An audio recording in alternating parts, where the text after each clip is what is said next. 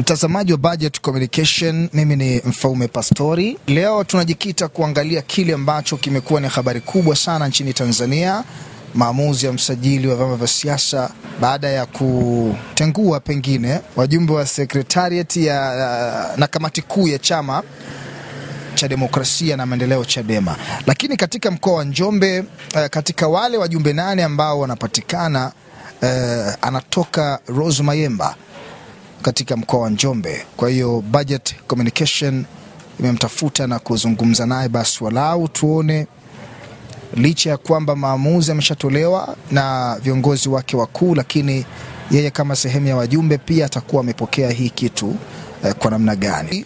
Rose Mayemba, karibu sana. Asante sana. Kwanza kabisa, nafasi yako ya ujumbe ulipokeaje baada ya kuteuliwa? Tujizungumza bado sisi. Nilipokea vizuri. Kwa sababu mimi ni kijana wa chama. Nimelelewa Chadema. Nimepewa mafunzo Chadema ya uongozi. Kwa ni kijana ambaye ni wakati sahihi sasa wa kukitumikia chama changu kwenye nafasi za juu kabisa za maamuzi.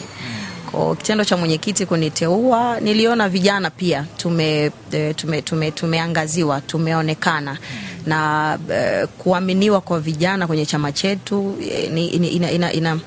inaleta tafsiri kwamba unaweza kuwa yoyote unayetaka. Kikubwa ni kuwa na malengo, kufocus. Nitahakikisha kupitia nafasi hii niliyopata inawahamasisha pia na vijana wengine waone kama wanaweza kuwa mahali popote wanapotaka. Nafasi yako ya ujumbe ni ulichaguliwa ama uliteuliwa? Nafasi yangu ni ya kuteuliwa. Wajumbe tuna wajumbe wa aina 2 wa kamati kuu, wa aina 3. Tuna wajumbe wa kamati kuu wa kuteuliwa ambao ni sisi, lakini wako wajumbe wa kamati kuu kupitia nafasi mbalimbali walizochaguliwa, kwa maana ya wenye viti wa kanda mbalimbali. Wale ni kwa mujibu wa katiba ya Chadema ni moja kwa moja wanakuwa ni wajumbe wa kamati kuu. Lakini pia tuna wajumbe wa kamati kuu ambao ni mwenyekiti wa bodi ya udhamini, ambao wale ni wajumbe waalikwa, pamoja na wajumbe wa secretariat ya chama, huwa wanakuwa ni wajumbe waalikwa kwenye vikao vyote vya kamati kuu.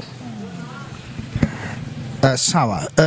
Tuingie katika swala msingi. John Heche tumemsikia anasema kwamba kama msajili hawatambui ninyi, si ndio, basi chama chenu kinawatambua ninyi, si ndio?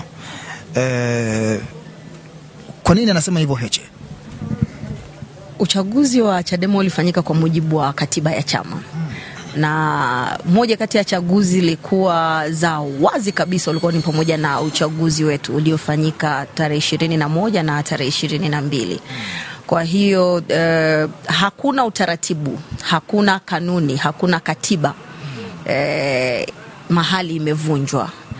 Kwa anasema sisi ni viongozi halali kwa sababu hakuna mahali ambako kuna utaratibu umekiukwa. Kwa masuala ya msajili wa vyama vya siasa kuzungumza hayo aliyozungumza, nadhani ni vurugu tu ambazo wameamua kupitia bosi wao aliyewaweka, kwa maana ya sina hakika sana kwamba mambo haya yanafanywa kwa utashi. Majukumu ya kamati kuu ni mengi, lakini kikubwa ambacho Watanzania wanapaswa kufahamu ni kwamba baraza kuu limekasimisha madaraka yake kwa kamati kuu. Kwa hiyo kamati kuu inafanya kazi kwa niaba ya baraza kuu.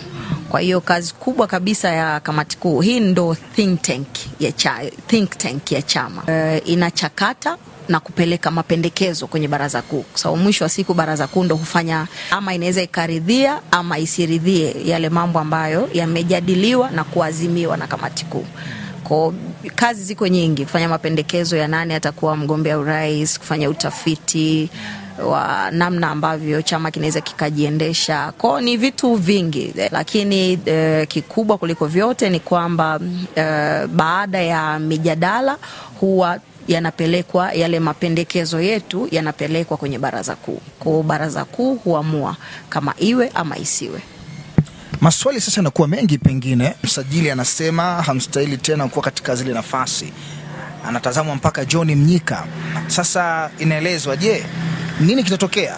Kwamba akipanda John Mnyika jukwaani anaweza akashushwa na askari kwa sababu hatambuliki tena na msajili, ama anaweza akaandika barua msajili asipokee?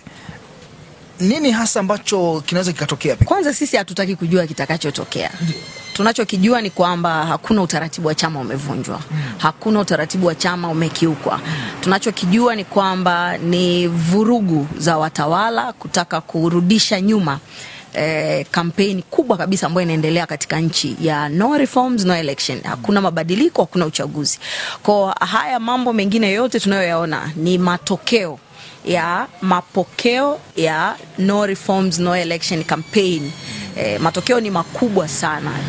Wewe utakuwa umeona tumefanya mikutano mizuri sana kwenye kanda ya kusini ambako ilipelekea mwenyekiti wetu zinaendelea kwenye kanda ya Serengeti, na mapokeo ni makubwa sana, na nadhani ndipo hofu kubwa ya watawala ilipo.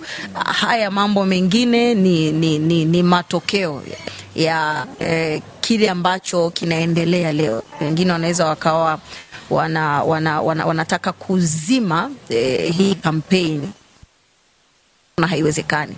Walijua kampeni itakuwa imekufa. Wanaona makamu mwenyekiti pamoja na viongozi waliobaki wanaendelea na kampeni. Waliona kama wakipiga na kuumiza viongozi wetu vibaya, wakaisi watarudisha nyuma harakati za watu wengine, labda watu wataanza kuogopa hata kujitokeza, kitu ambacho imekuwa ni tofauti kabisa. Hakuna mtu anaogopa kujitokeza mahali popote, hata mahakamani. Mimi nilikuwa nimeenda mahakamani juzi. Siku ya kwanza walipiga sana watu, lakini bado wamebeba mzigo mkubwa sana. Kila siku ambayo kunakuwa na kesi inayomhusu Mheshimiwa Lissu, jeshi la polisi linakuwa limetapakaza magari pamoja na maaskari pamoja na mbwa pamoja na farasi kila mahali kwenye mji wa Dar es Salaam. Kwa unaweza ukaona, nafikiri hofu ya watawala imekuwa kubwa sana. Watawala wanahofia sana, na labda ni hiki kitendo cha kutaka kunyang'anya hii keki ya Watanzania kutoka kwenye mikono ya wachache na kuirudisha kwenye mikono ya umma. Pengine sasa tunaona inazungumzwa hiyo hamahama. Leo wanatangaza hawa wanaondoka 50, kesho wanatangaza hawa wanaondoka 80, kesho hawa wanaondoka wangapi? Hii wewe una nini maoni yako katika hili? Kwangu mimi binafsi hainishtui kwa sababu ni moja kati ya mapito ambayo chama chetu kimekuwa kikipitia, si mara moja, kimepitia mara nyingi. Na mtakumbuka pia wakati wa utawala wa Magufuli, nafikiri waliondoka wengi kuliko hawa wanaoondoka leo, kama mlikuwa mnafuatilia vizuri. Na kipindi kile ilikuwa mbaya zaidi kwa sababu wabunge ambao walikuwa waliondoka wabunge zaidi ya 14. Wengine walifukuzwa kwa sababu ya utovu wa maadili, lakini wengine walijiondoa wenyewe kwa sababu ya kuunga mkono juhudi za Magufuli. Lakini kulikuwa na wimbi kubwa sana la madiwani kuondoka. Kwa wale watu ambao tuliwahi kuwapa dhamana na walikuwa na ushawishi mkubwa kwa wananchi, tulikuwa pia na wenye viti kwenye vitongoji zaidi ya 9,000, tulikuwa na wenye viti kwenye vijiji zaidi ya 1,000. Kwa hiyo unaweza ukaona tulipoteza wengi walikuwa wanaondoka, lakini mwisho wa siku kitu ambacho mimi nimekuja kukiona ni kitu kimoja tu. Watu huamini.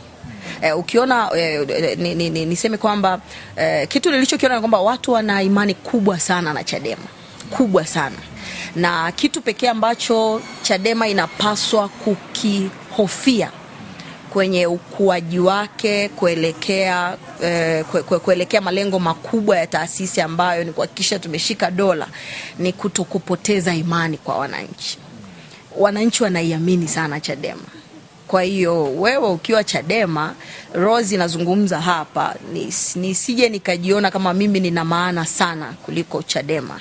Siku nitakayoondoka Chadema ndo siku ambayo hii heshima ambayo wananchi wamenipa itaondoka. kitu tunachopaswa Chadema kukiogopa ni kutoka kwenye misingi. Chadema inaamini katika mabadiliko ya kweli, inaamini katika uhuru wa kweli. Watu wamekuwa wanajiuliza sana maswali kuhusiana na ukimya pengine wa Mbowe, si ndio? Lakini Mnyika alisimama akasema Mbowe alishasema ahami, si ndio? Alisema yeye atapumzika, haendi popote pale. Kwa hiyo watu wasifikiri kwamba anaweza akaenda Chauma, manake inaelezwa anaweza akaenda Chauma labda pengine, si ndio? Maneno hayo. Lakini pia tumewasikia baadhi ya makada wengine wa chama chenu Morogoro kule pia wamesema kwamba inawezekana hawa wanaohama watakwenda Chauma na uthibitisho tayari wako nao. Wakitaka watautoa. Ukimya wa Mbowe wewe binafsi unakupa ujumbe gani? Kikubwa ambacho mimi naweza nikakisema, siwezi kuzungumza juu ya ukimya wake kwa sababu sizijui sababu za yeye kuwa kimya, sizifahamu. Na anayejua kwa nini yuko kimya ni yeye. Kwa hiyo maswali mengi yanapaswa kuulizwa yeye. Naogopa kuwa mtabiri. Mimi sitaki kutabiri kwa nini yeye yuko kimya.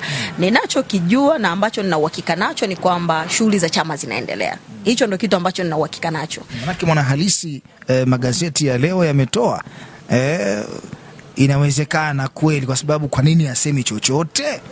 Yeye Mbowe amewekwa pale, Mbowe katikati limewekwa kundi fulani kama la Ukawa miaka hiyo, lakini sasa hivi kuna kundi lipo lenyewe ni dogo hivi ambalo sasa yenyewe halieleweki kama lenyewe sasa ni Ukawa au ni nini.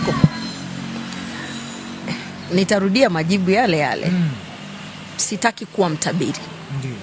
Kwa hiyo awe anakwenda, awe anabaki, awe amewatuma, awe hajawatuma, it's none of our business. Kikubwa kabisa ambacho Chadema inapaswa kukisimamia ni misingi ya uanzishwaji wa chama chenyewe. Mkitoka kwenye msingi, mkaacha kusimamia yale mambo ambayo yamewapa hiyo heshima kwa wananchi, yamewapa kuungwa mkono na wananchi, mkitoka kwenye mambo hayo, hofu itakuwa kubwa, kwa sababu kupoteza imani ni kitu kibaya sana. Chama chochote cha siasa ili kuweze kusurvive, kwanza kinahitaji public trust.